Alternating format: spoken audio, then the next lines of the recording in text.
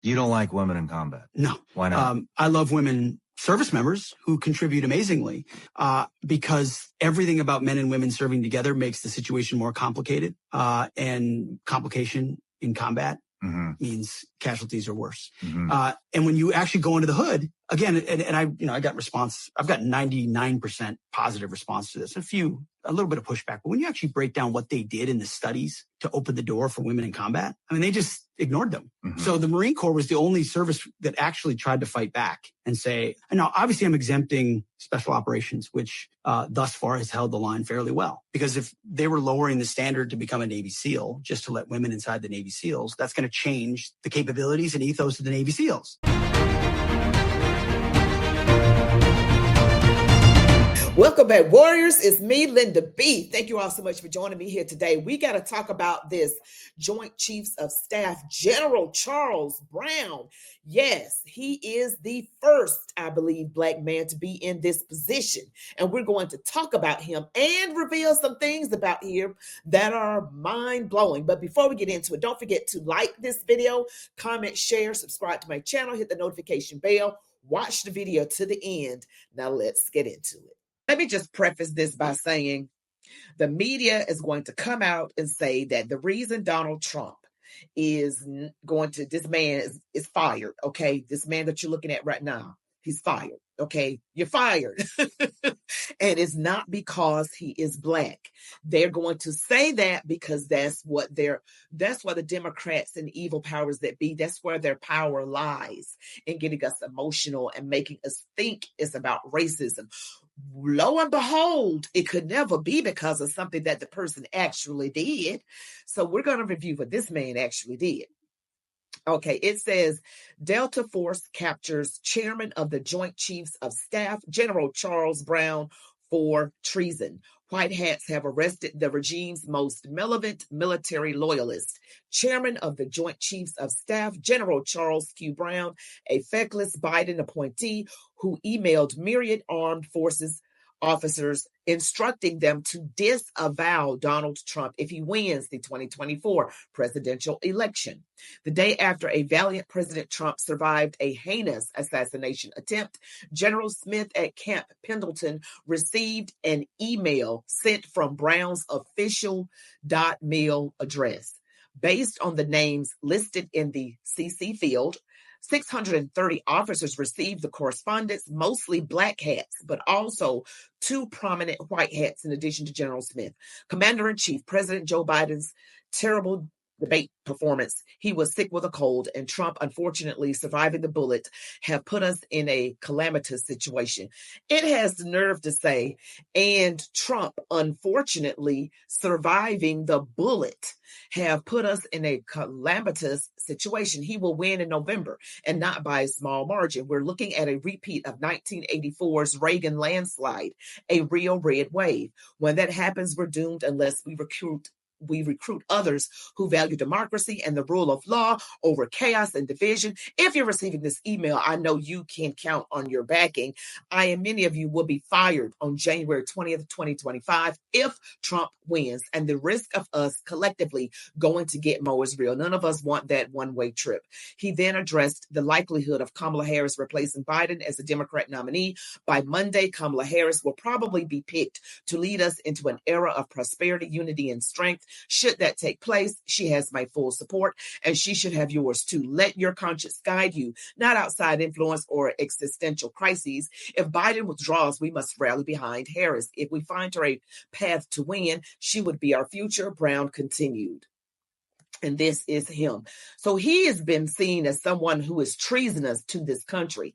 And, the left, those cackling hens on The View, they're going to say it's because of racism, because, again, the power for the Democrats and the evil powers that be in the media is they stoke the flames of racism. They never look at someone for what they actually do. They see race, and they see everything through the eyes of race, pulling out that race card every chance they get. So check out this clip from The View. In the military, our diversity is not our strength. I think that says a lot about who he is. I think what he said about women says a lot about who he is. He also said, first of all, you've got to fire the chairman of the Joint Chief of Staff, which happens to be General Charles Brown Jr., a black man. And so I think we're seeing misogyny play out. I think we're seeing racism play out. And, we should be disgusted. We should be very, very concerned, as Alyssa has pointed out, about how important this position was. But again, I'm not surprised that he would choose someone so deeply. So there you go with the cackling hens of The View with Sunny Hostin. She's going to pull out that race card. And Hegseth is the person that is the Secretary of Defense that Donald Trump has chosen. And I'm going to show you a clip that he was talking about, the one that has been chosen for the Secretary of Defense. Okay. And then, of course, Sunny Hostin just mentioned the one that I was talking about, who was called a treasonous to his country. But let me go and show you this clip from an interview on a podcast with Hegseth, who again has just been appointed Trump's Secretary of Defense. Okay, and let me just preface this little clip right here with the fact that some of you are not going to like what he's going to say, okay? And he says something that's actually true. So the thing about people like Donald Trump, like this man Hegseth here, who's the new defense secretary, they don't say what you want to hear. They say the actual facts. Like 1 + 1 = 2. You might want 1 + 1 to equal 12, but it equals 2.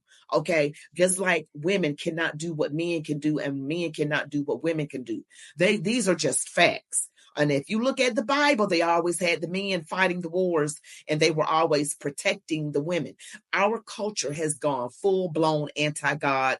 They don't want God in our culture. So even my mind, to some extent, got a little offended, but I have to check myself.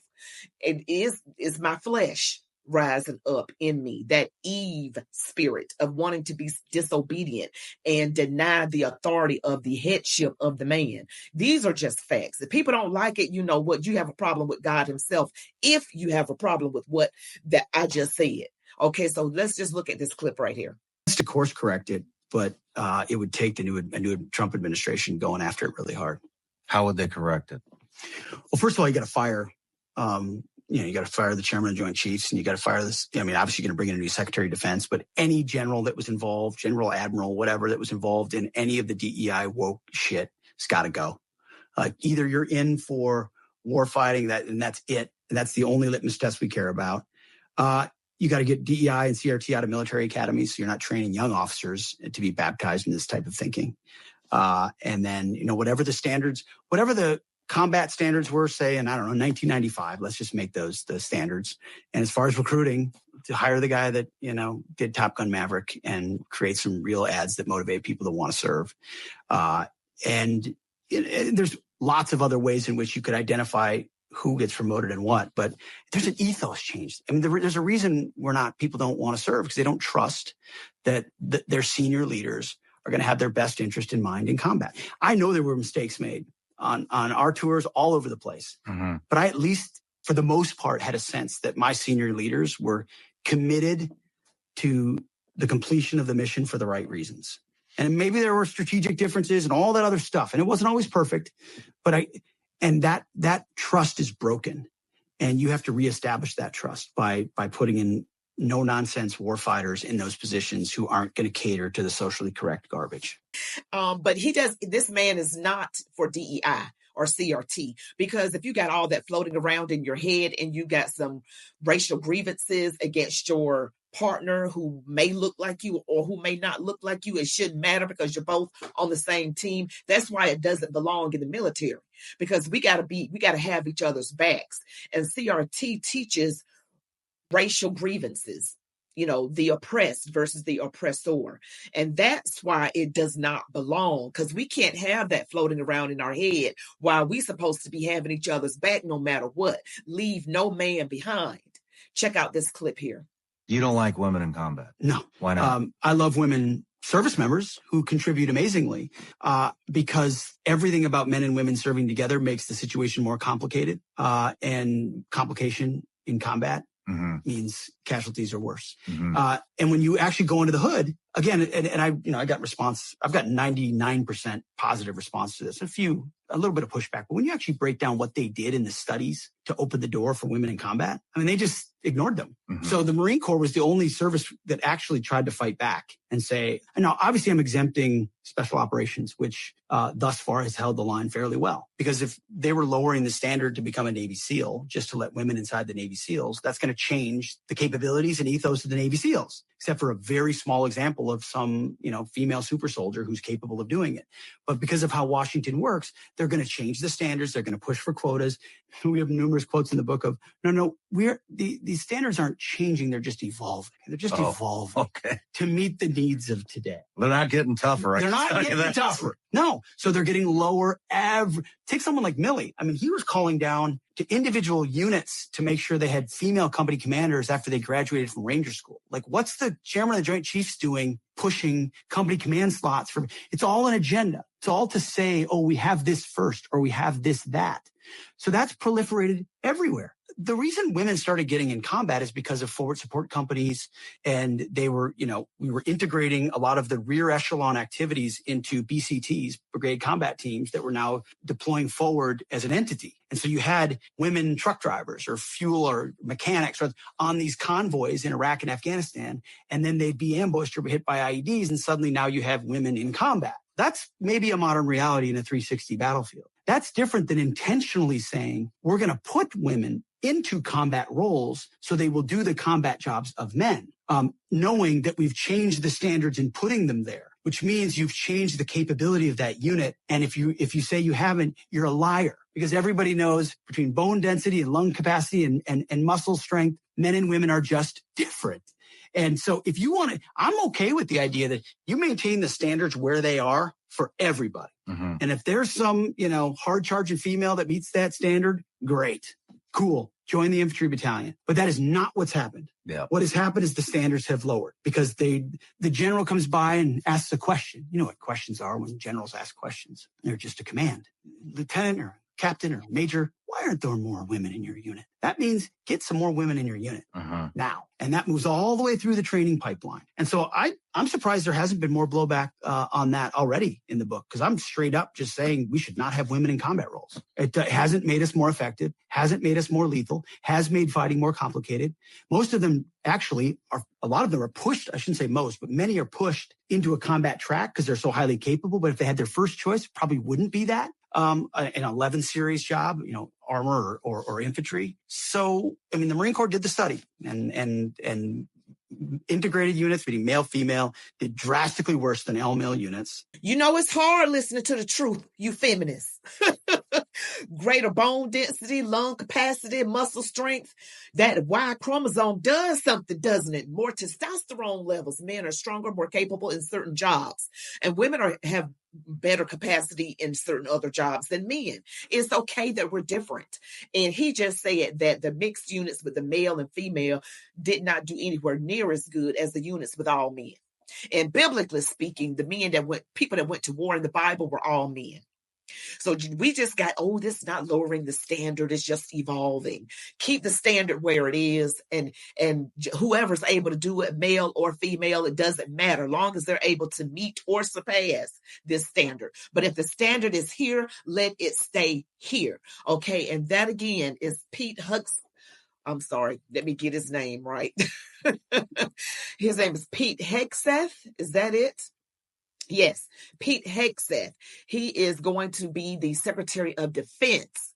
Okay, he's the Secretary of Defense, and he's capable, he's qualified, and I'm just going to, just read a little bit about him, just so you guys can know more about this man. All right, I'm going to read some things about Pete Hegseth. I'm not familiar with him. I am not familiar at all, but it says that, all right, let me get these articles out of the way. Peter Brian Hegseth is an American television presenter, author, and Army National Guard officer who is the nominee for United States Secretary of Defense in Donald Trump's second cabinet. A political commentator for Fox since 2014, co-host of Fox and Friends on the weekend. He was previously the executive director of Vets for Freedom and Concerned Veterans for America. He has been active in conservative and Republican politics since his undergraduate days at Princeton University. He's a strong supporter of Donald Trump. His unit was under the operational control of the 3rd Battalion, 187th Infantry Regiment, 101st Airborne Division. He was awarded the Army Commendation Medal shortly after returning from Cuba. Hegseth volunteered to serve in Baghdad and Samarra, where he held the position of infantry platoon leader, and later in Samarra as civil military operations officer. During his time in Iraq, he was awarded the Bronze Star Medal, Combat Infantry Badge, and a 2nd Army Commendation Medal. Okay, he returned to active duty in 2012 as a captain. He deployed to Afghanistan with the Minnesota Army National Guard and acted as a senior counterinsurgency instructor at the Counterinsurgency Training Center in Kabul. He was promoted to the rank of major and was assigned to the Army Individual Ready Reserve. That was in 2015 or 2016. And also in 2020, Hegseth volunteered as one of the up to 25,000 National Guard troops authorized by the Pentagon to be put on active duty to protect the inauguration of President Joe Biden on January 20th, 2021. So this is just giving you some insight into his credentials. He was awarded different medals, as I just read you. The View, the cackling hens of The View are going to say that he's just the Fox weekend host, discounting all of his other credentials. Now, what he said about women not being in combat is going to ruffle some feathers. Okay, men are stronger than women. That's why we don't want men in women's sports. Women don't want that either. The ones with their heads screwed on straight, not the cloak, clefty lefty ones. But there's a difference. And when you got to worry about a woman on her cycle, when you got to worry about a woman getting emotional during that time, when you got to worry about the fact that men might be looking at her who haven't seen a woman of any kind in a long time, and there's a bunch of complications that get involved there. And men, the ones that are true alpha males that have this protective instinct, I'm not talking about the sugar-coated ones, but the ones with a protective instinct are going to feel some type of way about being inside a woman who he feels like he got to protect, because of the other army probably not going to have anybody that's a female in theirs. So they just fight and they just go for what they know. But you got too many distractions with all this DEI stuff. Too many distractions. And just get a woman in here. Just get a woman. There's an agenda, and it's making us weaker. It's making us less competitive. There are some women that can be able to do it. There are. And I mean, it's few. I just believe it's few. That's just my opinion. We were made and built for certain purposes. Men cannot have children. They cannot do what we can do. We cannot lift as much as a man, not typically. There's just some things we just cannot do. And we need to accept that and stop living in this alternate reality. So this is the Secretary of Defense, the one that, he will be the Secretary of Defense, this Peter Hegseth that Donald Trump has chosen. So now going back to the other man at the beginning of the video, he's got to go. And Peter Hegseth, the one that I just showed you, he said that the other guys got to go. And as you saw on The View, Sonny Holston is saying it's because of racism. It doesn't look like it's racism. It looks like it's something treasonous that he did. And I read you already what he did. So why is it that, again, Democrats put Black people as a cover or a shield, so as, they get to do the dirty work of the Democrat Party. And the race that they chose to be there is so that anyone who comes against that person, not because of their color, but because of what they're doing, the Democrats can say, or the people who are Democrat leaning or clefty lefties, they can say, oh, it's racism. They just say it's racism, not thinking that it's something that the person actually did. Anybody can be right or wrong, no matter what you look like. Anybody can be right and anybody can be wrong. Nobody is better than anybody else. Don't ever think I'm saying that here on the Linda B show or Chat with Me, Linda B. Don't think that. He did something treasonous, and I read it to you. So that's the problem. And Hegseth says he's got to go. And that's the reasoning that I gave you at the beginning, that he's got to go. And he was doing a lot of woke stuff. He was part of the woke thing. And, Donald Trump is not with the woke stuff. Neither am I. We need common sense. Okay, we need the high standards. Whoever can meet them, don't lower them. Don't try to have a certain number of Black, female, Asian, Latino, just whoever's the best. And, plus is like, if you got to lower the bar, that's like you saying Black people can't do it or women can't do it. There are men, women of all colors that can do the thing. Okay, let me tell you, they can do the thing. They don't need you lowering the bar. That's an insult in and of itself. But I want you guys to remember to like this video, comment, share, subscribe to my channel, hit that notification bell. You all be blessed. Love God, yourself, these United States of America, and march on, warriors.